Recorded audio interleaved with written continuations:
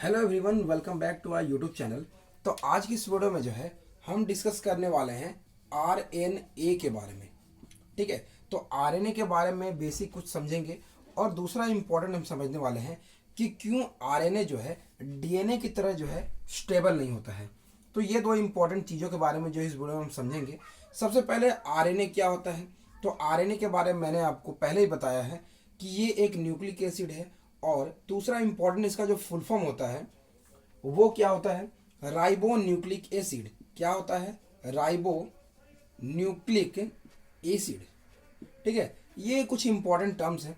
अब देखो आरएनए में कौन कौन से बेसिस प्रेजेंट होते हैं। जैसे मैंने आपको डीएनए में बताया था, डीएनए में मैंने बताया था, जैसे कि मैंने आपको डीएनए में बताया था डीएनए में कौन कौन से बेसिस प्रेजेंट होते हैं। तो डीएनए में मैंने बताया था ए टी और जीसी, मतलब एडेनिन, थाइमिन और गुआनिन और साइटोसिन, ये चार बेसिस प्रेजेंट होते हैं। और उसमें मैंने ये भी बताया था एटी के बीच में दो हाइड्रोजन बॉन्ड प्रेजेंट होते हैं और जीसी के बीच में जो है तीन हाइड्रोजन बॉन्ड प्रेजेंट होते हैं। अब जो है यहाँ पे आरएनए में कौन कौन से बेसिस प्रेजेंट होते हैं वो आपको जानना है। तो यहाँ पे सिंपल देखो, जैसे मैंने बताया ना एटीजीसी, तो यहाँ पे आपको ए जी सी लिख लेना है। ठीक है, और टी के जगह में जो है आपका यूरासिल प्रेजेंट होता है, थायमिन प्रेजेंट नहीं होता है।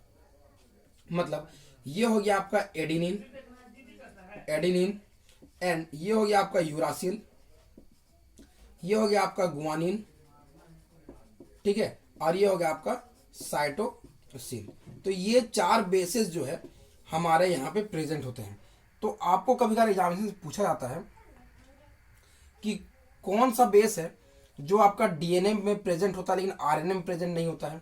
तो सिंपली है वो थाइमिन है। और कौन सा बेस है जो आपका आरएनए में प्रेजेंट होता है लेकिन डीएनए में प्रेजेंट नहीं होता है, तो वो हो गया आपका यूरासिल। इतना जो है आपको आरएनए के बारे में जो है जानना है। अब देखो आरएनए का बेसिकली जो है हम यूज किस चीज में करते हैं वो भी हमें जानना है। तो आरएनए का जो है हम किस चीज में यूज करते हैं, तो यहाँ पे ध्यान देना। आरएनए जो होता है इसका यूज होता है यूज्ड टू सिंथेसाइज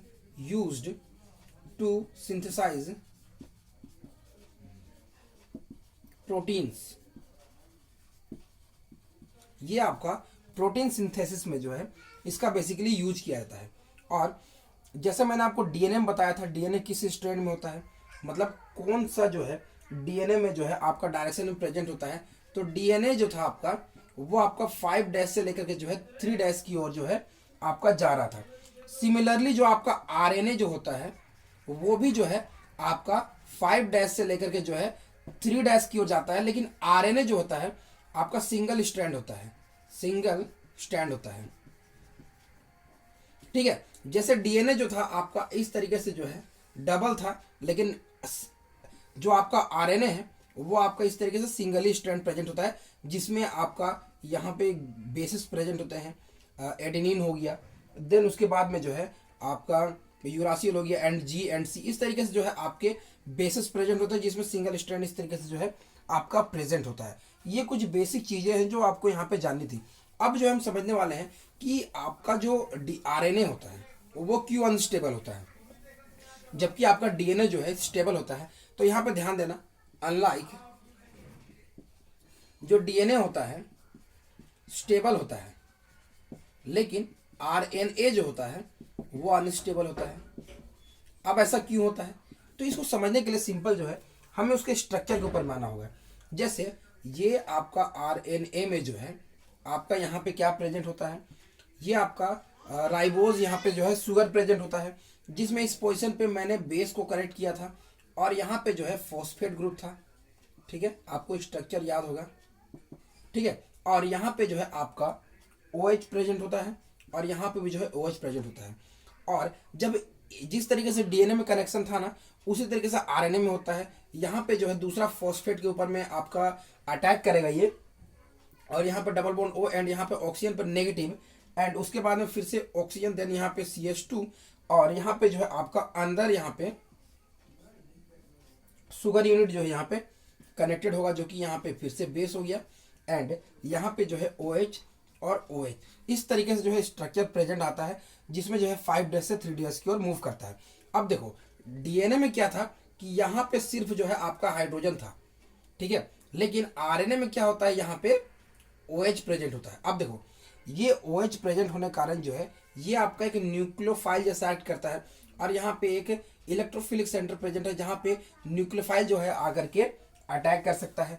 तो अब देखो ये आपका यहाँ पे आके अटैक कर सकता है, ठीक है। अटैक करने के बाद में जो है सिंपली ये आपका अपवर्ड साइड जाएगा, देन वापस आएगा, एंड ये बॉन्ड जो है आपका यहाँ पे ब्रेक कर सकता है, ठीक है। यहाँ पे देखो एक ही स्टेप में बता दे रहा हूँ कि यहाँ पे जो है सिंपली आपका ब्रेक कर सकता है। ब्रेक करने के बाद क्या फॉर्म करेगा, तो सिंपली जो है ये आपका इस तरीके से ये ऑक्सीजन और यहाँ पे P double bond O and यहाँ पे ऑक्सीजन पे नेगेटिव, और यहाँ पे फॉस्फेट,